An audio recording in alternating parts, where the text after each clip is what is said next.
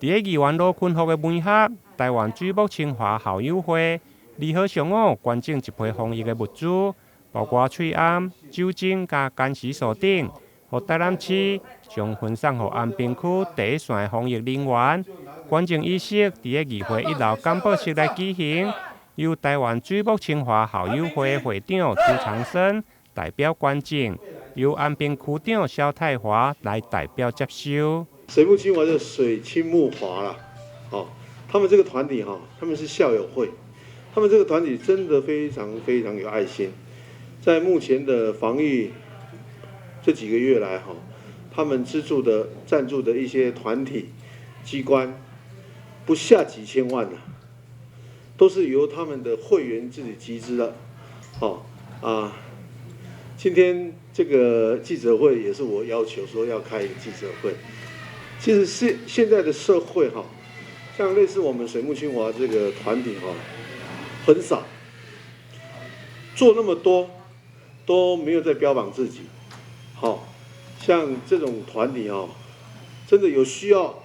透过媒体来报道一下。我们是分享，不是援助，更不是捐赠我们是分享透过各位长官，透过各位朋友们，你们温暖的双手可以将这一些防疫物资传递分享给所有需要的朋友们，让他们感受到你们的爱心，感受到你们的温暖、关怀与热情。物资是有限的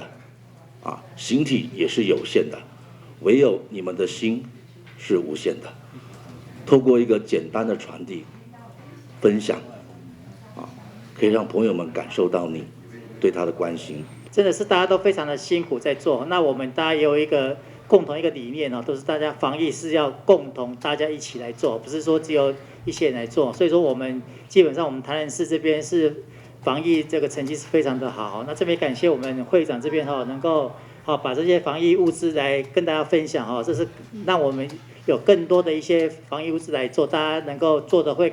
更有一些信心那些感谢那我相信说借我们大家一个力量能够让我们整个防疫的一个工作能够做得更好、更加的完善那我们整个疫情能够早一天压下来议员表示，这批防疫的物资